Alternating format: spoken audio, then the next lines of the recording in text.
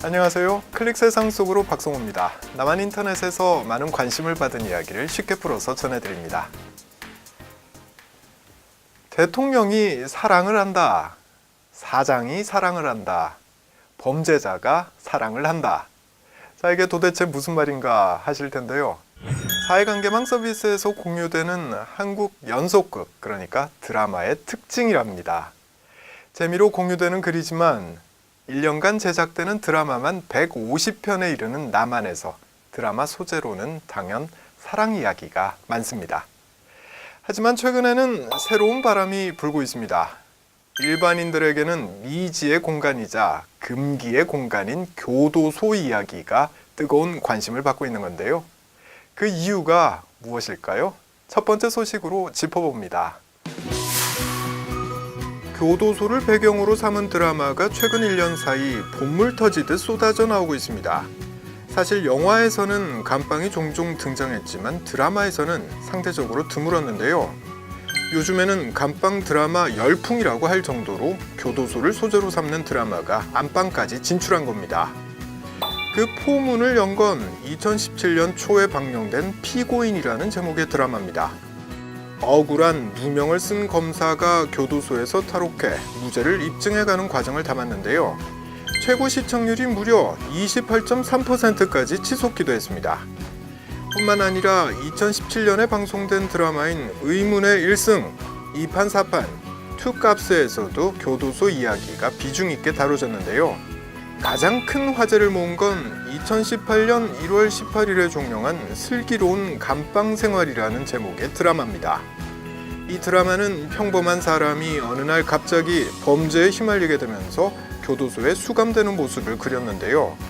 특이한 점은 기존 드라마처럼 교도소가 단순한 배경이 아니라 수감자들의 교도소 내 생활에 무게를 두고 이야기가 전개된다는 겁니다. 때문에 교도소 내 식사 장면, 교도소 노역장, 징벌방 등의 모습이 더욱 사실적으로 그려졌습니다.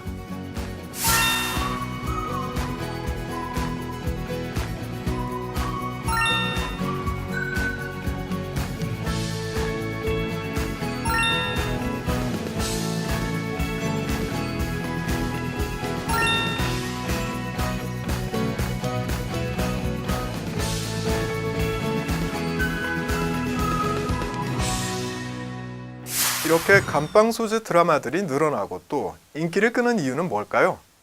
전문가들은 가장 큰 이유로 교도소가 미지의 공간이라는 점을 꼽습니다. 죄를 짓지 않는 한 일반인들이 교도소를 직접 체험하기는 어렵죠.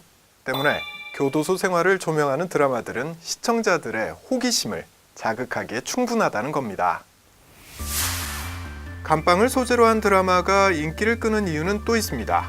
2017년 박근혜 대통령을 비롯해 이재용 삼성전자 부회장에 이르기까지 정재계의 거물들이 잇따라 구속 수감된 게 드라마 소재 변화에 큰 요인이 된 것 같다는 겁니다. 국정농단, 정경유착, 부정부패 사건의 주인공들이 연이어 구치소에 갇히는 모습을 보며 감옥이라는 공간 자체에 대한 사람들의 관심이 커진 것 같다는 거죠. 게다가 박근혜 전 대통령 측은 구치소에서 인권 침해를 당하고 있다고 주장하기도 했는데요. 확인 결과 일반 재소자는 6명까지도 사용하는 10.08제곱미터의 방을 박 전 대통령은 혼자서 사용하는 것으로 드러났고요.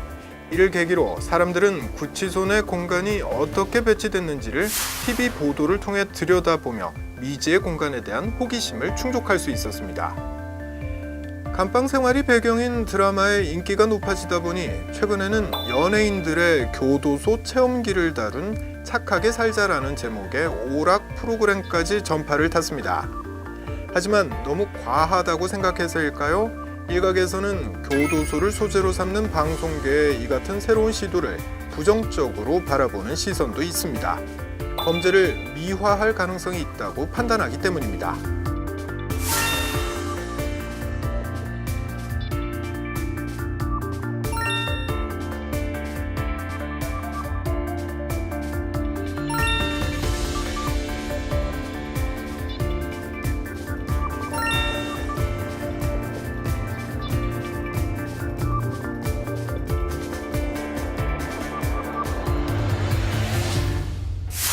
교도소 안에서 수감자들이 어떻게 살고 있을까? 시청자가 호기심을 가질 만한 이야기 소재죠. 그래서 각 방송사가 이 교도소를 소재로 드라마나 오락 프로그램을 만드는 건데요. 하지만 다 아시는 것처럼 교도소는 처벌과 교화를 위해서 만든 곳이죠. 스스로 저지른 범죄에 대한 죄값을 치르고 반성하는 공간인 만큼 이를 의도치 않게 미화해서는 안 되겠죠. 방송 제작진의 주의가 필요한 대목입니다.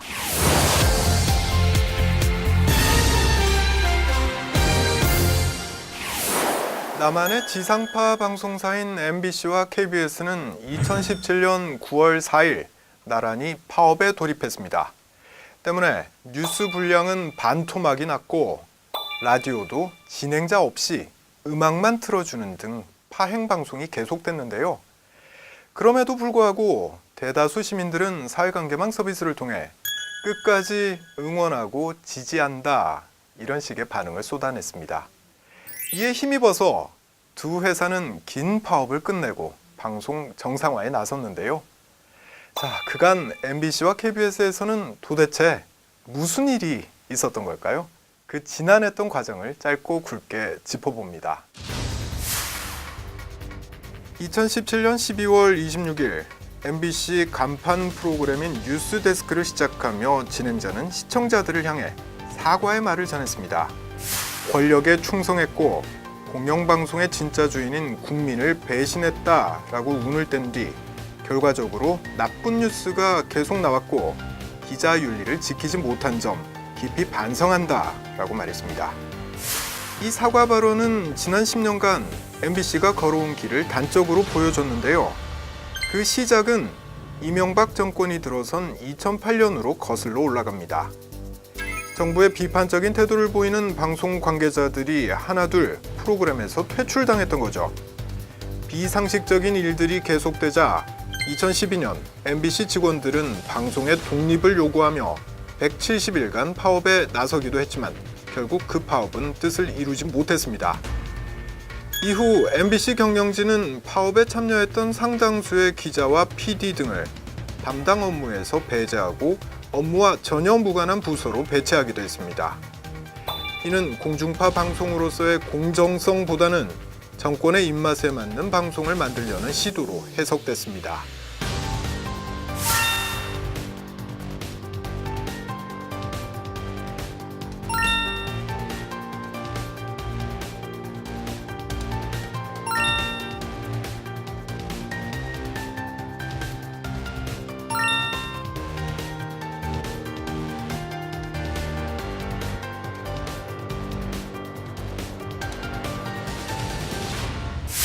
또 다른 공영방송인 KBS의 사정도 다르지 않았습니다.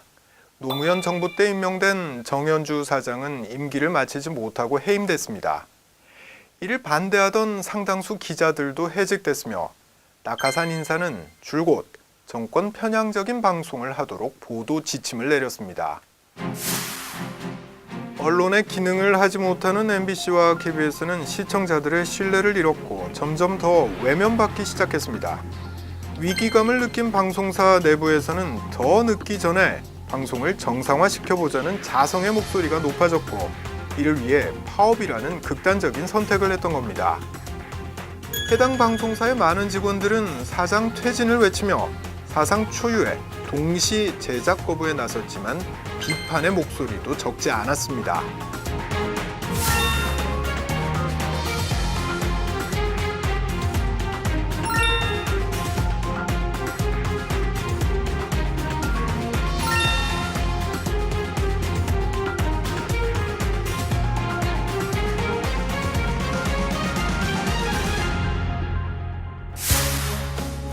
2017년 11월 MBC 김장겸 사장이 해임됐고 두 달 뒤인 2018년 1월 KBS 고대영 사장도 해임됐습니다. 일각에서는 정치권의 입김이 작용하는 이사회가 사장을 선출하는 만큼 인사제도를 구조적으로 개선해야 한다는 목소리도 높아지고 있습니다. 이제 KBS와 MBC는 방송 정상화를 위한 발걸음을 내딛고 있습니다. 시청자들의 신뢰를 회복하는 게 이들에게 주어진 가장 중요한 과제일 텐데요. 시청자들의 신뢰를 얻는 방법, 의외로 간단할 수 있습니다. 진실한 내용, 공정한 보도, 건전한 비판이라는 원칙을 지키면 되는 거지요. 이들 방송사가 또다시 권력에 충성한다면 시청자들은 영원히 외면할지도 모르기 때문입니다. 지금까지 박성우였습니다. 다음 시간에 다시 뵙겠습니다.